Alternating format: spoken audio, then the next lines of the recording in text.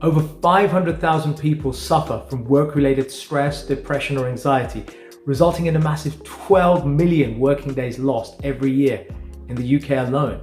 So rather than share a few anti-stress hacks, I want to run you through the architecture of stress, because I believe that understanding this will create a longer-term antidote to both the symptoms and the cause. Now, it's made up of 6 steps. First, something external happens, an event, a stimulus, a stressor, a major change in your work or finances perhaps, or something or someone saying or doing something to you. Secondly, it enters your consciousness, usually through sight or sound. Thirdly, at this point, it's no longer external. It exists within your mind as a thought. Fourthly, now it's internalized, you make a judgment and assess that stimulus. Fifthly, as a result of the judgment, you feel a negative emotion, such as fear, anger, loss, or guilt. Sixth, this triggers a physical reaction which is externalized, thereby creating a feedback loop. Folks, sadly, because most people haven't been trained to observe this chain reaction of stress, we instinctively blame our feelings on external events. Some careless words, a difficult boss, a thoughtless partner, etc. And from childhood, we've been encouraged to deal with and change others' behavior to alleviate the impact of our feelings.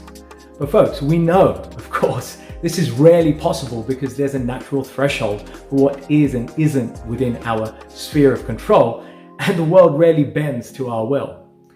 So unfortunately, this cycle of negativity intensifies feelings, while the belief that the situation is to blame magnifies the sense of hopelessness. So what can we do about this problem? So an effective means of interrupting this destructive cycle, whether it's internalized or externalized, is to intervene at the point where a judgment is being made, i.e. step 4 from the above.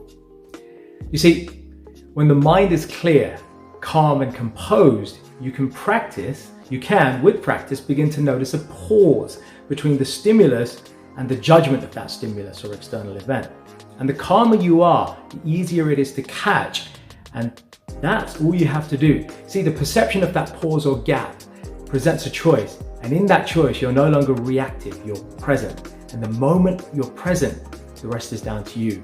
You have full discretion over what happens next, giving you the opportunity to transform a conditioned response into a more considered response. Now, calming the mind's clutter to the point of clarity and temporary stillness is best achieved through a number of methods. And I want to share 4 key methods that we can use. Firstly, reflection, turning attention inwards to explore your mental and emotional dynamics. I think journaling is a great tool to do this.